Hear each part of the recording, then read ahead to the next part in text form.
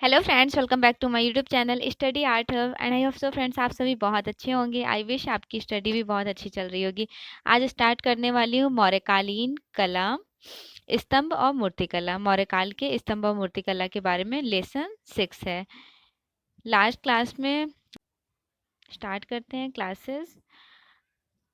मौर्य काल के साक्ष्य, जहां एक और कौटिल्य के अर्थशास्त्र, कौटिल्य का अर्थशास्त्र याद रखिएगा, बहुत महत्वपूर्ण ग्रंथ है मौर्यकालीन, और मौर्य राज दरबार में रहने वाले सीरियाई राजदूत मेगास्थनीज की इंडिका में संकलित है। ठीक है, आपको दोनों ग्रंथ याद रखना है। एक तो है अर्थशास्त्र किसका है, कौटिल्य का, सेकंड है मेगास्थनीज का इंडिका।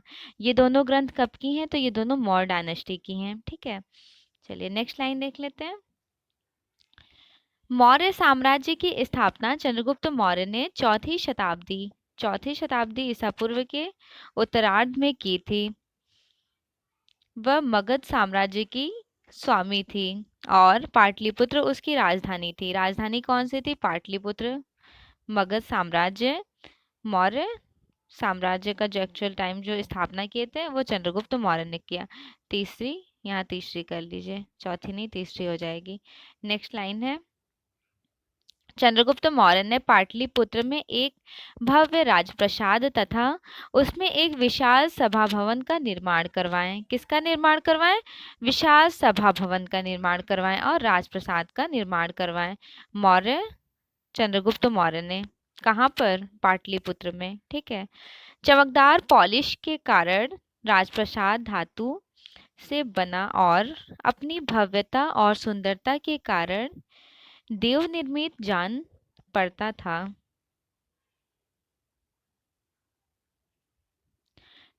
चंद्रगुप्त के बाद उसका पुत्र बिंबिसार, चंद्रगुप्त के बाद उनके पुत्र थे बिंबिसार। बिंबिसार याद रखिएगा किसके पुत्र थे, चंद्रगुप्त मौर्य के। चंद्रगुप्त के पुत्र बिंबिसार राजगद्दी पर बैठा। उसके बाद चंद्रगुप्त के पौत्र अशोक, अशोक कौन थे, मौर्य काल में अशोक का आपने बहुत नाम सुना है।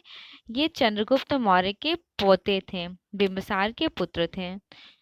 अशोक एक बौद्ध धर्मावलंबी शासक हुआ। मौर्य काल राजनीति ही नहीं बल्कि सांस्कृतिक दृष्टि से भी प्राचीन भारत के इतिहास में महत्वपूर्ण है। शांति एवं सुरक्षा तथा आर्थिक समृद्धि के परिणाम स्वरूप कला के विकास के लिए उपयुक्त वातावरण तैयार हुआ। चंद्रगुप्त मौर्य तथा उसके पौत्र अशोक ने कला को राजकीय संरक्षण एवं प्रोत्साहन प्रदान किए। बहुत महत्वपूर्ण रोल रहा है अशोक का मौर्य डायनेस्टी में। नेक्स्ट लाइन है, जनसाधारण के बीच प्रचलित कला संबंधी परंपरा से भी मौर्य काल में एक निश्चित स्वरूप एवं आकार ग्रहण किया। इस काल की मूर्तिकला के नमूने अधिकतर प्रस्तरों, खंभों एवं परगहों पर मिलते हैं। लुम्बनी व रुमंदेई के परगहों पर घोड़ा बना है। क्या बना है, घोड़ा। कुशीनगर में बैठा शेर, कुशीनगर में जो बना है स्तंभ उसमें बैठा शेर व रामपुरवा के स्तंभ पर खड़ा बैल बनाया गया है। बहुत महत्वपूर्ण है ये सारी लाइंस की क्या क्या बने पूछा जाता है। कुशीनगर में शेर और रामपुरवा बुल कैपिटल में बैल बनाए गए हैं। कैसे, स्तंभ पर खड़े हुए, स्तंभ पर खड़े हुए यहाँ बैल बनाए गए हैं। परगहों की चौकियों पर भी अलंकरण हुआ है। जो परगहों की ये चौकियां होती हैं, चौकियां, उस पर काफी अलंकरण हुआ है। लौरिया नंदनगढ़ की चौकी पर उभारदार हंस बनाया। उभारदार हंस थोड़ा 3 डायमेंशनल में। सारनाथ की चौकी पर गज, वृषभ, सिंह और अश्व व उनके मध्य धर्मचक्र प्रवर्तक व राजपुरवा की चौकी पर मुकुंद, पंकज व मुकुंद बनाया गया। ये सारनाथ वाला बहुत महत्वपूर्ण लाइन है, याद रखिएगा क्या क्या है, गज, वृषभ, सिंह और अश्व। पूछा जाता है कि इनमें से कौन कौन से जानवर हैं। मौर्य कला की कला का सुंदरता रूप सम्राट अशोक द्वारा निर्मित कराए गए भव्य व ऊंचे स्तंभ हैं। यह स्तंभ कला के उत्कृष्ट स्वरूप के आदर्श हैं।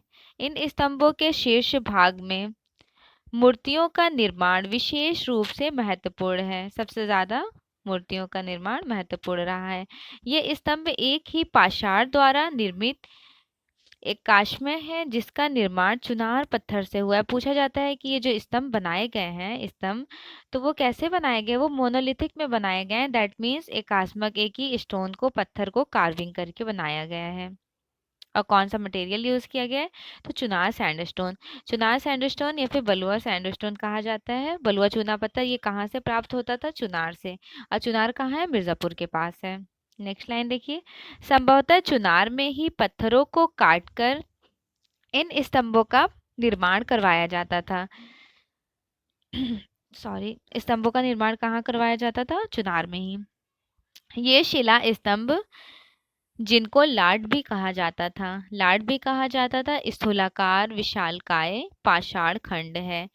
देखिए बेसिकली इस तरह का जो होता था, थोड़ा नीचे ऊपर से पतला, इस तरह से निर्माण हुआ है अशोककालीन स्तंभ में। और दो पार्ट्स में डिवाइडेशन है, एक है लाट, लाट और दूसरा है परगा, परगा।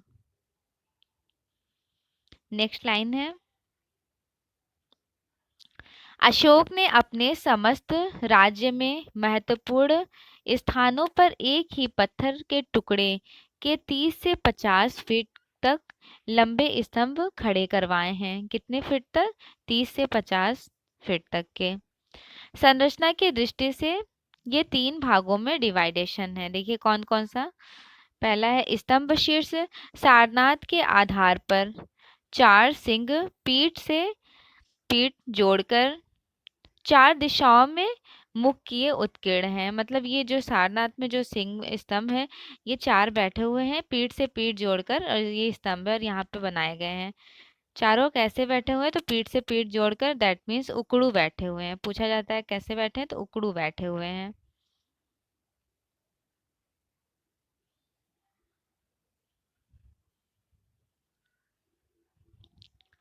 जिस पर सिंह, गज, अश्व तथा वृषभ आदि की मूर्तियां निर्मित की गई हैं।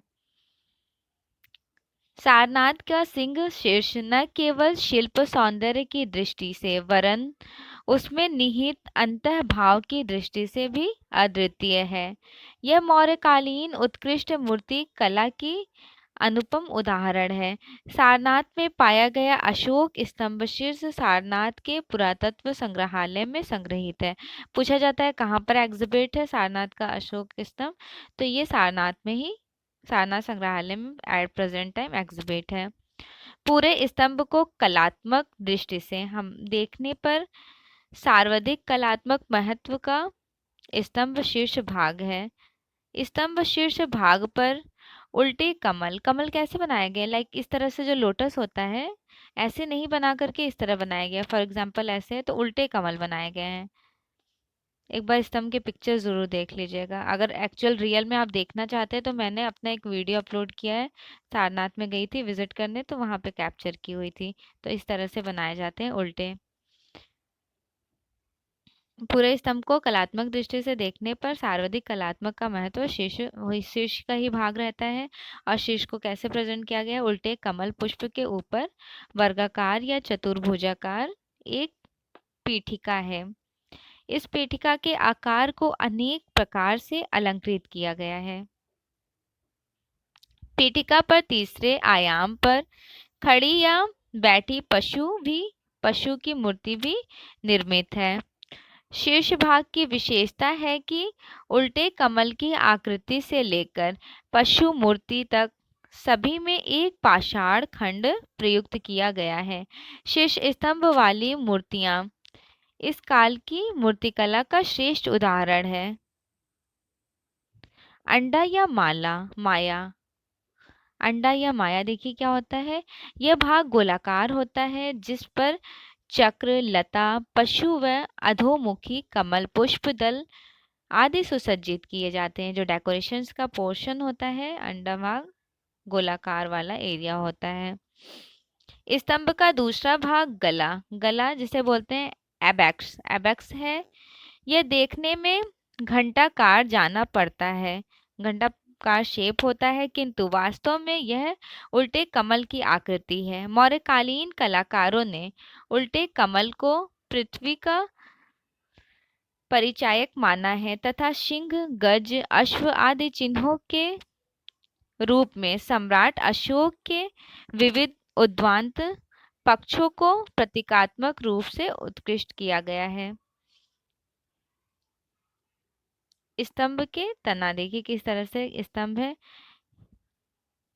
रामपुरवा बुल है और ये वाला है लौरिया नंदनगढ़ का स्तंभ, लौरिया नंदनगढ़ का स्तंभ है और ये रामपुरवा बुल है।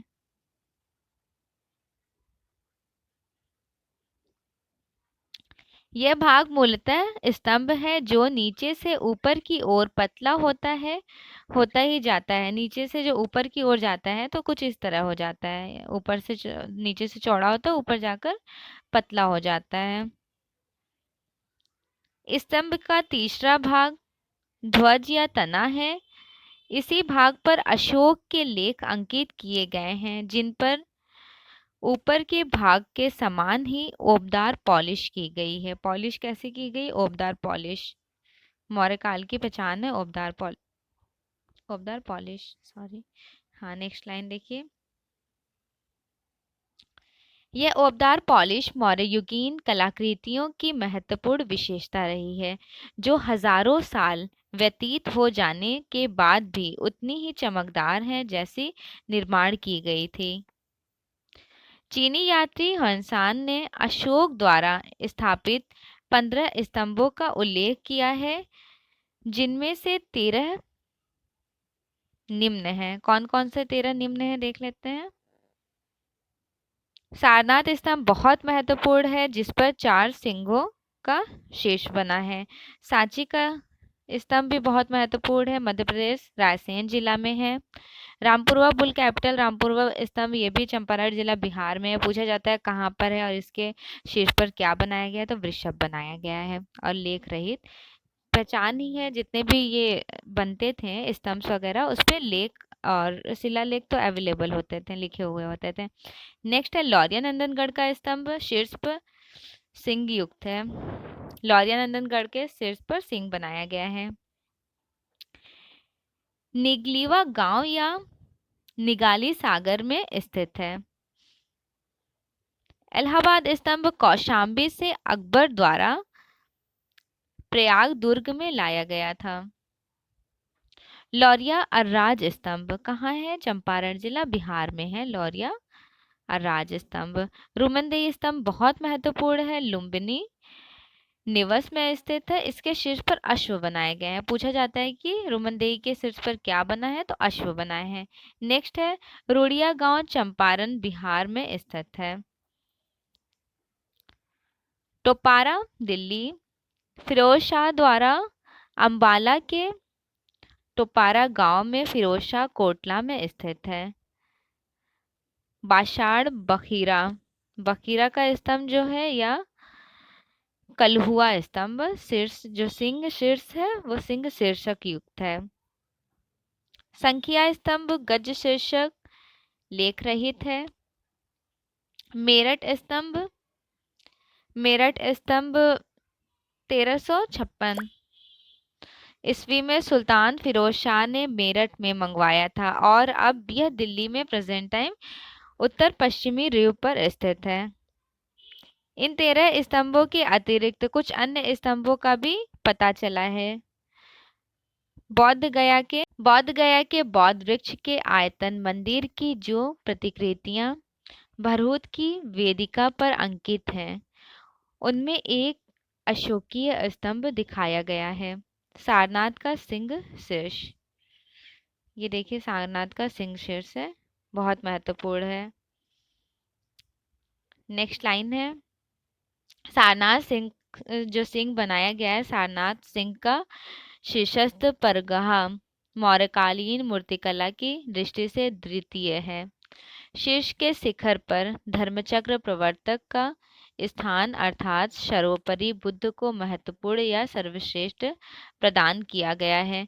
चौकी पर उत्कीर्ण 4 पहिए धर्मचक्र के लक्ष्य हैं। शीर्ष पर 4 सजीव केशरी पीठ से पीठ मिलाए चारों दिशाओं की ओर मुंह किए हुए निर्दयता व गौरव के भाव भाव लिए हुए आसीन हैं, मतलब वहां पे बनाए गए हैं। स्तंभ शीर्ष के विविध अंग बिना माठा हुआ नीचे की बुनियादी पत्थर जिसके ऊपर स्तंभयाष्टि खड़ी की गई है। स्तंभ अथवा ऊंची लाट पुड़घट जिसमें बड़ा और प्रफुल्लित पद्म कोश है।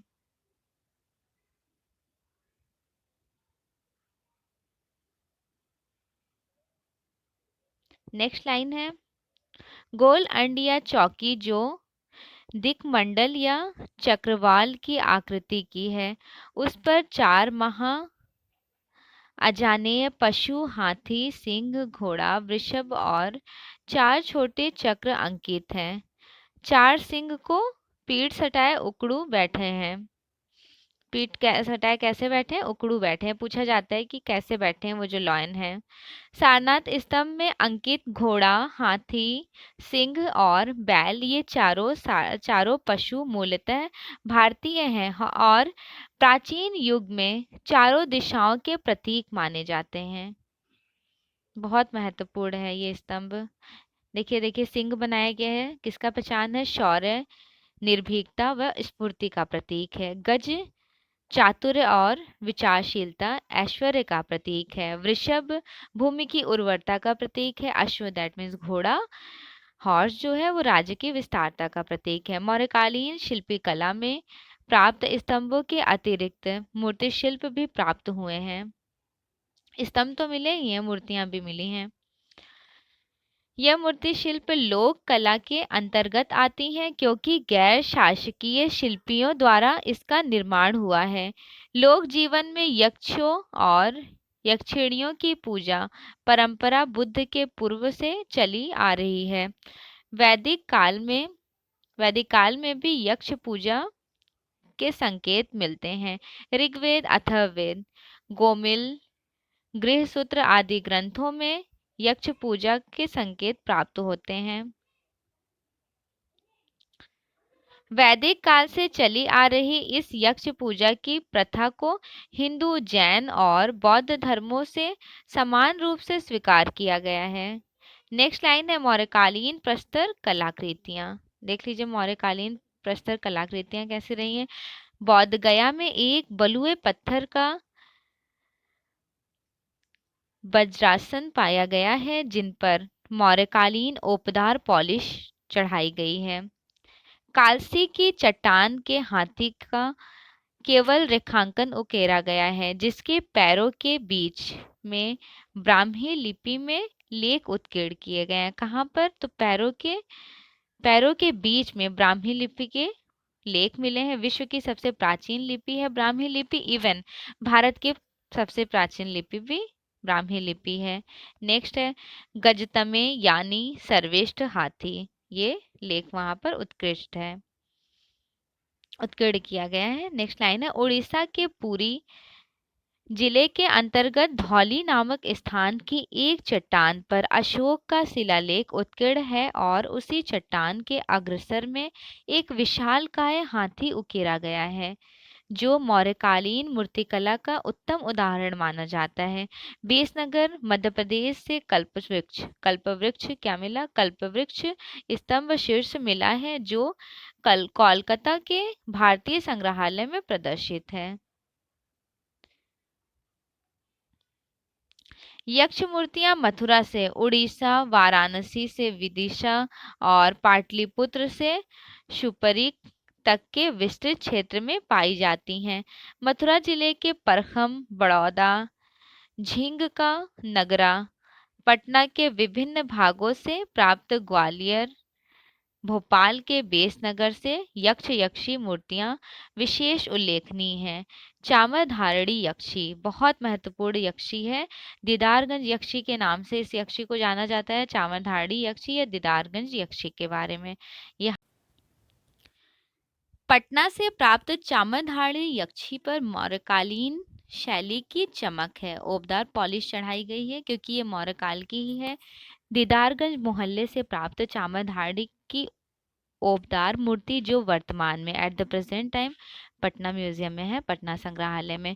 चामरधाड़ी की ओबदार पॉलिश, ओबदार जो प्रतिमा मिली है, प्रतिमा अशोककालीन मूर्तिकला का एक उत्कृष्ट व अद्वितीय उदाहरण है। यह मूर्ति चुनार के बलुआ पत्थर से निर्मित है।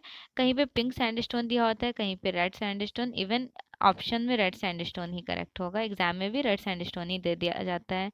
नेक्स्ट लाइन है, यह मूर्ति लगभग 5 फीट या 6 इंच ऊंची है। कितनी ऊंची है? 5 फीट 6 इंच। याद रखिएगा, बहुत इंपॉर्टेंट मूर्ति है ये।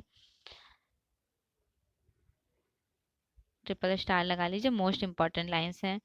भोपाल के निकट बेसनगर से प्राप्त यक्षिणी की मूर्ति है जिसका स्थानीय नाम तेलीन है, जो प्रेजेंट टाइम भारतीय संग्रहालय कोलकाता में सुरक्षित है। ग्वालियर जनपद पदवर्ती वर्तमान में पवाया से प्राप्त लेखयुक्त यक्ष की प्रतिमा जो अब ग्वालियर संग्रहालय में सुरक्षित है या संग्रहित है।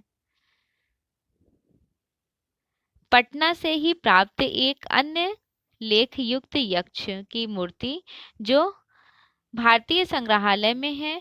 वाराणसी के राजघाट से प्राप्त त्रिमुखी, बहुत इंपॉर्टेंट है, त्रिमुखी की प्रतिमा जो अब भारत कला भवन काशी में है। तो प्रेजेंट टाइम कहाँ पर है? भारत कला भवन वाराणसी में त्रिमुखी यक्ष।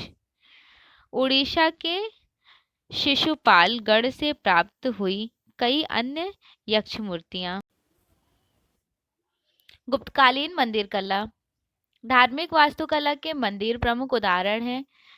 मंदिर निर्माण में भारतीय वास्तुकला का उत्कृष्ट विकास देखने को मिलता है। गुप्त काल के पूर्व के मंदिरों को सुरक्षित रूप में न मिलने के कारण मंदिर वास्तुकला की रूपरेखा, शैली और विकास क्रम आदि के विषय में निश्चित रूप से कुछ नहीं कहा जा सकता है। चतुर्थ शताब्दी से 6ठी शताब्दी ईसा पूर्व में गुप्त काल मंदिर के विभिन्न अंगों का विस्तार और विकास हुआ।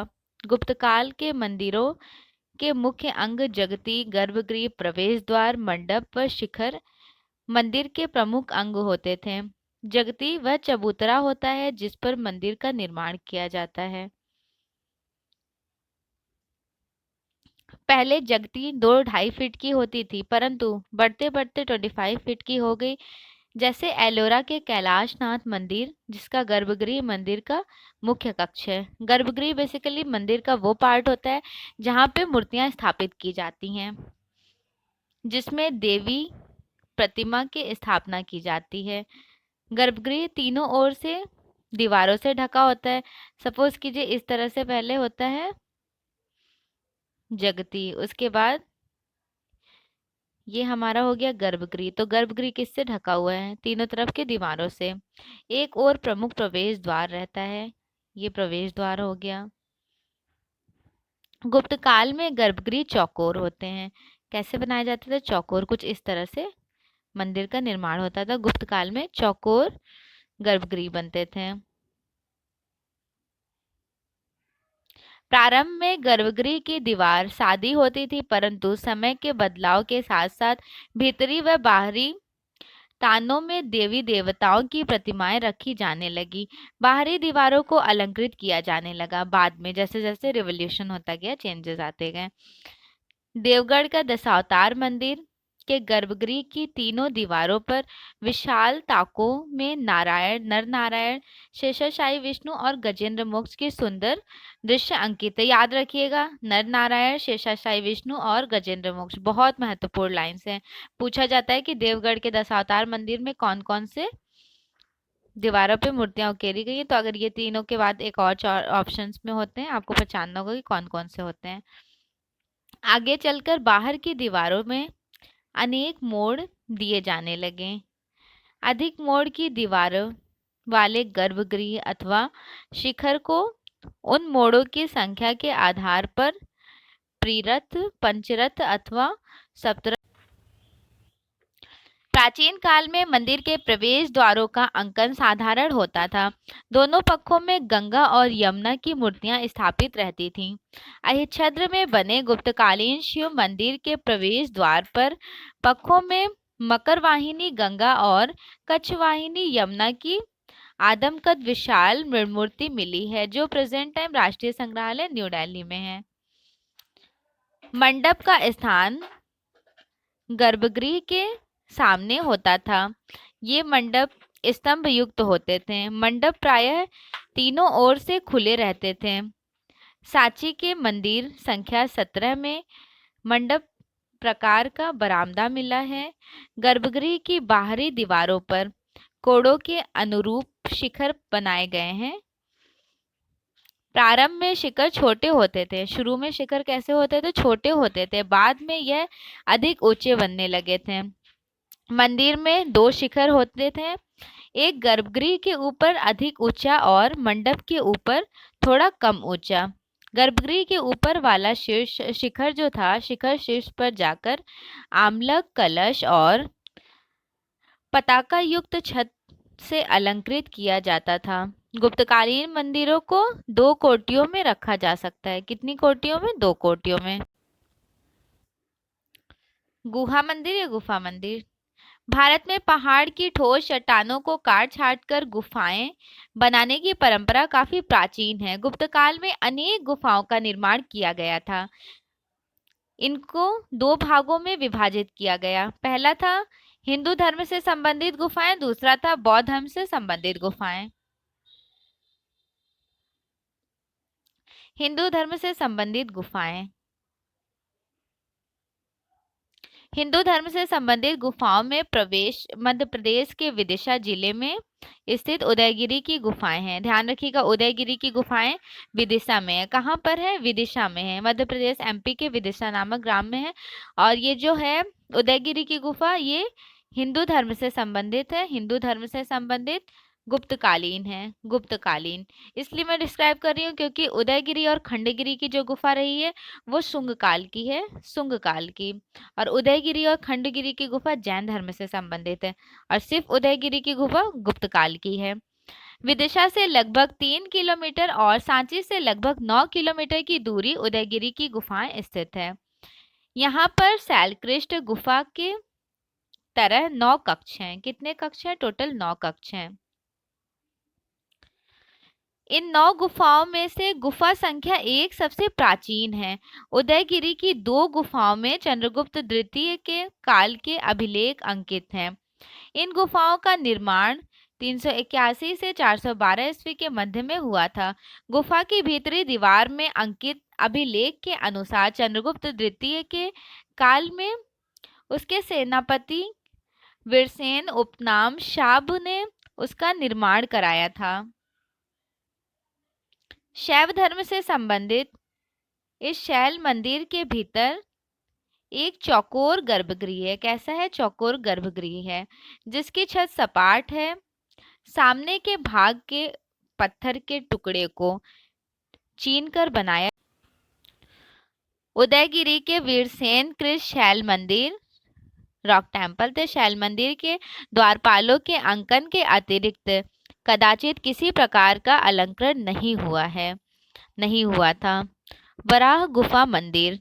वराह गुफा मंदिर के गर्भगृह की शाखाओं में भीतर से बाहर की ओर उभरती हुई 3 पट्टियां हैं। कितनी पट्टियां हैं? 3 पट्टियां हैं। वराह गुफा मंदिर प्रवेश द्वार पर गंगा यमुना को घट लिए हुए उत्कीर्ण किया गया है। इसमें गुप्त संवत 82401 इस टाइम का अभिलेख मिला है अंकित। इसके निर्माण का समय 5वीं शताब्दी के पूर्वार्ध माना जा सकता है। पर्सी ब्राउन नामक विद्वान के अनुसार हिंदू मंदिरों में यह प्राचीनतम है तथा मंदिर निर्माण की प्रेरणा शिल्पियों को इसी में मिली होगी। अलेक्जेंडर कनिंघम ने जिस गुफा का नाम अमृत गुफा दिया था, वही गुफा उदयगिरी की गुफा मंदिर श्रृंखला से सबसे बड़ी है, सबसे बड़ी गुफा है। यह गुफा 6.75 मीटर लंबी और 5.90 मीटर चौड़ी है। इस गुफा की छत को संभालने के लिए अत्यंत अलंकृत 4 स्तंभ हैं। इस गुफा के सामने 3 द्वारों वाला मंडप है। कितने द्वारों वाला मंडप है? 3 द्वारों वाला मंडप है। कालक्रम की दृष्टि से उदयगिरी का यह सबसे बाद का गुफा मंदिर है। उदयगिरी के गुफा मंदिरों में बौद्ध गुफाओं वाली भव्य चारुता नहीं है। संरचनात्मक मंदिर गुप्तकाल में उत्तर प्रदेश, मध्य प्रदेश तथा आंध्र प्रदेश में मिलता है। ये मंदिर इन जगह पे मिलते हैं, संरचनात्मक मंदिर गुप्तकाल के। डॉक्टर आनंद कुमार स्वामी ने आकार और शैली की दृष्टि से इन्हें 3 कोटियों में बांटा है। देखिए वो कौन कौन से 3 श्रेणियां हैं? सपाट छतों वाले मंदिर, शिखर मंदिर और चैत्यनुमा अर्धवृत्ताकार मंदिर। गुप्तकाल के प्रारंभिक मंदिरों में छोटे आकार के सपाट छत वाले मंदिर बने थे। इनमें साक्षी का बौद्ध मंदिर, संख्या 17 मुकुंदरा का मंदिर, मध्य प्रदेश में तिगवा का विष्णु मंदिर है। ये तीनों साक्षी इनके गुप्त काल के मंदिर हैं। ठीक है, साक्षी का मंदिर के बारे में देख लीजिए। सांची का महास्तूप के दक्षिण पूर्व में कुछ हटकर सपाट छत वाला एक छोटा आकार का मंदिर है, जिसे मंदिर संख्या 17 कहते हैं। सांची के मंदिर को मंदिर संख्या 17 के नाम से भी जाना जाता है। इस मंदिर का गर्भगृह कैसा है? तो वर्गाकार गर्भगृह है। गर्भगृह वर्गाकार है। इसके समान 4 स्तंभों पर खड़ा अपेक्षाकृत छोटे आकार के मंडप हैं। मंडप कैसे हैं? छोटे आकार के मंडप हैं। स्तंभ नीचे चैपहल और ऊपर पटपहल है। स्तंभों को छोड़कर इस मंदिर में किसी प्रकार का कोई अलंकरण नहीं। इसके स्तंभों पर घंटाकृति तथा चौकोर शीर्ष पर पक्षियों की आकृतियां उकेरी हुई हैं। शिखर के कारण इनको 5वीं शताब्दी में निर्माण माना जाता है, जस्ट बिकॉज ये गुप्त काल की हैं। नेक्स्ट लाइन है तिगवा का विष्णु मंदिर, बहुत महत्वपूर्ण है। तिगवा का विष्णु मंदिर ये भी गुप्तकालीन है। मध्य प्रदेश एमपी के जबलपुर जिले में तिगवा नामक स्थान पर स्थित है। यह मंदिर बनावट में अत्यंत सादा, वास्तुकला की दृष्टि से प्रारंभिक अवस्था का द्योतक है। गर्भगृह वर्गाकार है। कैसा है गर्भगृह? वर्गाकार है। इसके सामने 4 स्तंभों पर एक मंडप है। मंडप के स्तंभ के नीचे चौपहल है, बीच में अठपहल और ऊपर 16 पहल तथा अंत में लगभग गोलाकार हो गया। शीर्ष पीठिका के ऊपर बैठा हुआ सिंह है। प्रवेश द्वार के दाहिने पार्श्व पर मकरारूढ़ गंगा तथा बाएं पार्श्व पर कुर्म का आरूढ़ यमुना की मूर्ति बनी हुई है।